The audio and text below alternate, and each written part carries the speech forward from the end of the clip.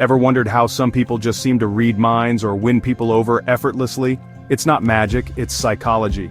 Today on Flinto File, we're diving into 10 powerful psychological tricks that actually work, backed by science and used by some of the world's smartest thinkers, speakers, and even spies.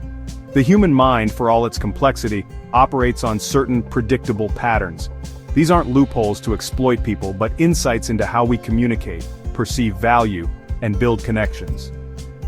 Understanding these mechanisms can transform your interactions, from negotiating a raise to having more engaging conversations. So, prepare to have your understanding of human interaction expanded.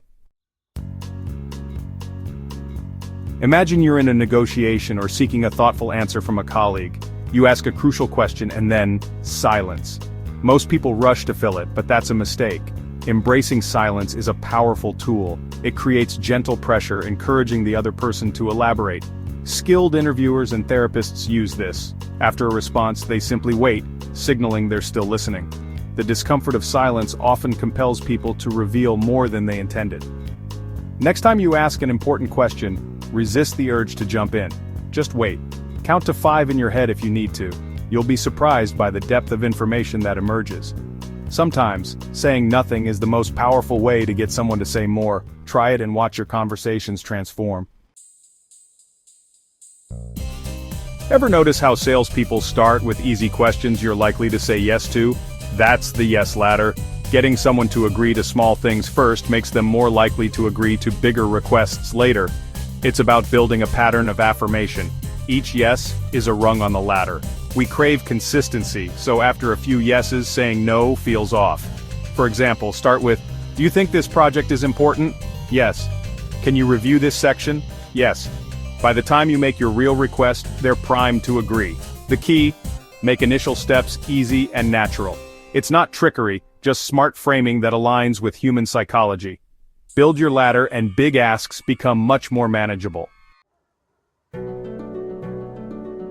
Want someone to like you? Ask them for a small favor. It's called the Benjamin Franklin effect. When someone helps you, their brain justifies it by deciding they must like you. The favor should be small, borrowing a pen, asking for quick advice. This act triggers a subtle shift. I help them, so I must like them. It's not about exploiting kindness, but about fostering connection and trust. You show vulnerability, and they feel helpful. Next time you want to build rapport, ask for a small, appropriate favor. You'll be surprised how quickly it works. Ever notice you unconsciously mimic someone's posture or gestures during a good conversation? That's mirroring. When done subtly, it builds trust and rapport, like a nonverbal "I get you." Mirror their body language, gestures, or speech pace, but keep it natural. Our brains are wired for this. Mirror neurons help us connect and empathize. Overdo it and it feels creepy. The art is in subtlety. Match general energy, not every move. Done right, mirroring makes people feel understood and at ease. Try it to make your interactions smoother and more harmonious. The simplest way to connect? Use someone's name. Dale Carnegie called it the sweetest sound to anyone's ears. And he was right. Using a name grabs attention, builds rapport, and makes people feel valued. It signals you see them as an individual. In groups, using a name can refocus attention. That's a great point, Sarah. Don't overdo it, but sprinkle names naturally to personalize the interaction. It shows respect and elevates your message. Make an effort to remember and use names correctly. This small habit pays big dividends in relationships. Limited time offer, only 3 left. Why do these phrases work? Scarcity. When something is rare or exclusive, we want it more. Our brains equate scarcity with value. This instinct has deep evolutionary roots. Scarce resources meant survival. Scarcity triggers urgency and fear of missing out, making us act fast. Marketers use this with flash sales and limited editions. Scarcity isn't just about products, it applies to opportunities and time too. Use it to make your ideas or offers more compelling, but be aware when it's used on you. Recognizing this bias helps you make smarter decisions. If someone asks you for a tiny favor then later a bigger one, you're more likely to say yes. That's the foot in the door technique. Agreeing to a small request makes you see yourself as helpful, so you're primed to agree to more. Charities use this: sign a petition, then donate. The key is starting with a request so small it's hard to refuse. Each yes builds your commitment. Be aware of this when making requests. or when others use it on you. Small steps lead to big agreements. Ever feel like everyone's watching when you make a mistake? That's the spotlight effect. We overestimate how much others notice our flaws or blunders. In reality, most people are too focused on themselves to pay much attention to you.